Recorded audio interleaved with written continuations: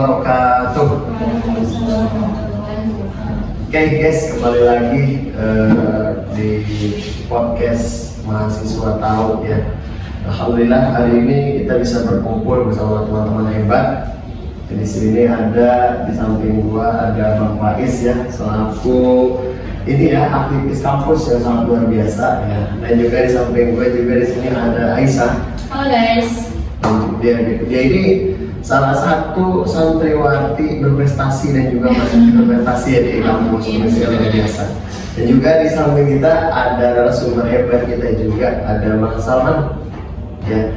Oke guys, hari ini kita bakal ngobrol-ngobrol santai aja sih ya, tapi bikin banyak tahu, banyak ilmu, banyak pengetahuan baru karena anak muda zaman sekarang ya jangan banyakin nongkrongnya aja tapi nggak ada ilmunya, bukan gitu? Iya. Oke, ya hari ini kita bakal ngobrolin sesuatu nih yang lagi booming ya, yang penting buat kita bahas ya, isu-isu mengenai tentang kenapa sih Islam Nusantara itu ditolak dari berbagai kalangan. Saya juga bingung, mungkin dengan adanya podcast dan obrolan santai kita pada hari ini kita akan menemukan jawaban teman-teman ya. Oke, langsung saja kali ya, karena waktu kita sudah siang untuk mempersingkat waktu, gue mau ngobrol-ngobrol santai aja nih bareng rekan gue. Sampai gue ada Aisyah. Saya gimana sih menurut lo tentang Islam Nusantara, karena orang sekarang itu banyak seujon, banyak yang salah sangka mengenai Islam Nusantara. Gimana tuh pendapat kira-kira? Menurut gue sih ya, Islam Nusantara tuh bukan kayak membuat agama baru ataupun aliran baru, tapi Islam Nusantara tuh justru mengkolaborasikan antara kebiasaan ada tradisional yang udah ada sejak dulu sebelum adanya agama Islam. Terus juga dengan Islam Nusantara juga sebagai bentuk toleransi dalam keragaman. Jadi itu toleransi dalam agama tuh gak cuma yang berbeda agama ataupun yang kita berbeda keyakinan, tapi juga toleransi dalam keseluruhan. Seperti kita tetap menjalankan adat yang ada, tapi kita juga harus mengikuti syariat Islam yang ada gitu. Berarti Islam Nusantara itu kayak tradisi lokal yang kemudian dikaitkan dengan Islam. Kayak misalnya tahlilan, kemudian juga maulidan, syukuran gitu. Tetapi tetap gitu tradisi-tradisi tersebut disesuaikan dengan Islam sehingga menjadi syar'i gitu. Oke, baru prolognya udah seru banget nih dengarnya. Coba nih langsung aja nih kita masuk ke pembahasan kita yang pada hari ini. Kenapa sih Islam Nusantara itu ditolak? Gimana menurut lo? Iya, jadi gini, di banyak kelompok konservatif yang merasa bahwa Islam Nusantara itu kayak tambahan yang tidak perlu. Jadi cuma hanya Islam itu kan? Karena mereka beranggapan bahwa Islam itu udah sempurna. Jadi ngapain lagi ditambah-tambah dan melakukan seperti itu, gitu Bang. Padahal ya justru Islam Nusantara itu bukan mengurangi keislaman gak sih, tapi juga meningkatkan pencitraan nama Islam itu sendiri gitu. Karena masa ya sih kita dengan agama Islam maunya yang monoton aja gitu, pasti kan ada lah sedikit bumbu-bumbu keislaman yang bisa mewarnai umat muslim gitu. Iya, dan menurut gue juga ya mereka yang menolak Islam Nusantara ini karena bisa jadi mereka itu kurang literasi. Orang itu banyak dengar dari sosial media, kayak dari TikTok, Twitter, Instagram, akhirnya muncul stigma. Oh, ini Islam yang liberal, ini Islam Nusantara yang sesat gitu, ini Islam versi lokal yang ngaco. Padahal belum tentu begitu. Kita harus bedain antara narasi, komentar yang berdasarkan data, kemudian juga narasi dan komentar yang berdasarkan yang dihasilkan dari video potongan misalnya di TikTok gitu kan, yang cuma 5 detik kemudian dijadikan sebagai data gitu untuk mendebat berargumen gitu. Nah betul, biasanya tuh kalau zaman sekarang tuh orang minim SDM ya. Jadi kalau semisal ada yang biasanya kalau sekarang kan di TikTok itu kan kayak via FYP ya, FYP gitu kan. Kalau semisal sesuatu hal video yang viral aja tuh udah mereka bawa masuk hati gitu, udah bisa mereka cerna tanpa mereka telusuri secara langsung. Jadi apa? Banyak kesalahpahaman yang di luar nalar ataupun bahkan dari tambahan netizen komentar yang apa sih namanya, kayak tambahan gagasan mereka atau pendapat mereka yang masih awam Masih gitu. awam. Bener banget. Jadi gue pernah baca satu jurnal bang, Khazanah Ilmu. Di situ dikatakan bahwa penolakan itu kadang bukan hanya tentang isi, melainkan juga soal identitas atau gengsi kelompok itu sendiri. Iya, gua lihat sih dari ini kali ya, dari segi apa namanya, dari komunikasi kita nih ya, mungkin untuk penyampaian Islam Nusantara itu kurang gitu ya.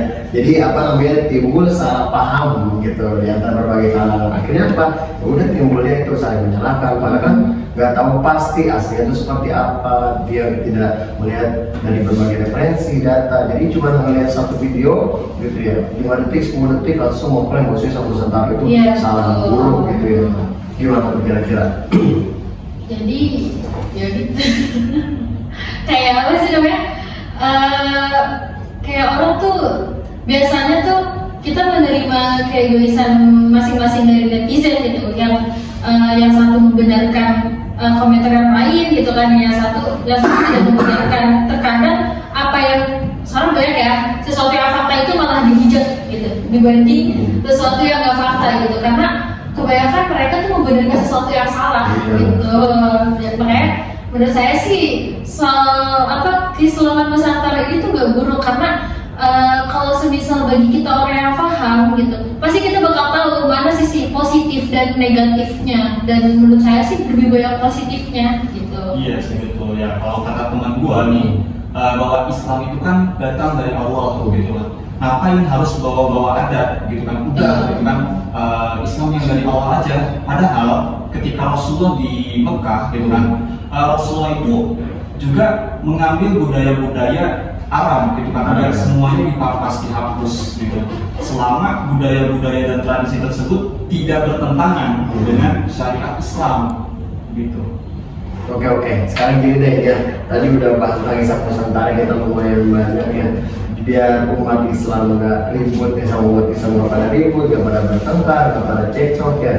Gue sih pengen tahu solusinya gimana sih ya. Baik kan, lu semua kan pemuda-pemuda yang kritis nih ya di kampus ya. Mungkin bisa kasih tahu nih teman-teman solusi bagaimana nih caranya biar umat Islam tidak terus-terusan ribut tentang hal ini. Gimana tuh Sah menurut lu? Kalau solusinya tuh kayak kita kumpul meja dalam satu meja gitu. Diskusi lah ya? Ya, diskusi gitu. Karena yang namanya kita yang orang sosial pasti ada berbeda pemikiran atau berbeda pendapat yang mungkin bisa menjadi suatu ide yang bagus untuk mencari jalan keluarnya nih, gimana nih kayak cara kita menyeimbangkan antara keagamaan Islam yang benar-benar Islam banget tentang Allah banget itu, sama yang Islam yang bercampur dengan budaya kearifan lokal gitu. Dengan begitu kan kita bisa kita tidak miskomunikasi antara kelompok-kelompok Islam lainnya seperti NU, Muhammadiyah ataupun MUI. Karena di sisi lain juga MUI kan pernah ya menolak tentang adanya NU karena dia nggak mau yang Islam yang sempurna itu dibawakan ke aliran yang lain. Padahal itu bukan aliran baru gitu, tapi suatu adaptasi Islam untuk bercampur atau berkolaborasi mewarnai adat istiadat yang udah ada gitu. Intinya gini sih bang, edukasi ke generasi muda tuh intinya penting banget. Jadi Islam Nusantara bisa kita ajarin lewat film, media sosial, atau konten-konten ringan. Ya bukan hanya dengan buku-buku tebal yang ada di luar sana gitu. Pokoknya ya jangan sampai kalah dengan konten-konten yang hoax yang ada di luar sana. Betul. Benar. Dan gue juga harus bilang bahwa kritik ke Islam Nusantara itu harus, dan itu sah-sah aja, bahkan perlu. Tapi kritik itu jangan datang dari kebencian atau ketakutan yang buta. Harus dari nalar dan data. Gue setuju Islam Nusantara itu punya semangat yang damai dan inklusif. Tapi kita juga harus kritis gitu, bahwa Islam Nusantara ini jangan sampai dianggap jangan sampai dijadikan sebagai alat politik gitu kan, politik praktis. Jangan sampai dijadikan branding untuk kepentingan tertentu gitu. Apalagi kan ya kita ya sebagai penerus banyak banget nih mahasiswa kayak kita nih, termasuk kan yang memiliki pemikiran kritis gitu kan ya, otomatis kita bisa lah gitu buat mengembangkan keislaman ini gitu. Contohnya kayak semisal banyak ya, menurut gua sih kalau MU itu bakal berat sih diterima sama orang yang bener-bener gak ngerti tentang arti keislaman Nusantara, karena menurut gua dalam di pemasaran MU itu tuh kurang gitu. Semisal contoh nih kan katanya ada organisasi IPMI PPNU gitu kan ya. Dengan adanya organisasi IPMI PPNU itu kan Ikatan Para Remaja Nahdlatul Ulama, dengan begitu juga kita meningkatkan kualitas diri kita gitu kan ya, untuk maju untuk masa depan kita tuh bagaimana gitu. Nah termasuk kita memasuki organisasi tersebut kan kita juga bisa mengembangkan ini ya Islam Nusantara yang ada gitu. Semisal kita ada hadro ataupun marawis ataupun maulidan gitu, itu juga termasuk mengembangkan lah ibarat kata budaya keislaman. Iya betul. Berarti ya tadi ya, gue jadi banyak tahu nih ya dari Bunda Sadar ya mengenai tentang Islam Nusantara, kenapa kok bisa ditolak berbagai kalangan. Ternyata yang gue ambil tadi banyak ya miskomunikasi ya di antara mungkin masyarakat yang belum terlalu mengenal tentang Islam. Akhirnya apa ya kan, menyalahkan sesuatu yang sudah ada padahal dari dulu itu baik sebenarnya. Cuman karena kita wawasannya kurang jauh ya kan, terlalu gampang menilai sesuatu, akhirnya apa? Akhirnya kita mudah menyalahkan sesuatu padahal itu benar. Iya, nah itu tadi ya, menurut gue sih cukup ya pembahasan kita hari ini ya, karena sedikit waktu yang kita punya tapi gue jadi banyak lebih tahu ya.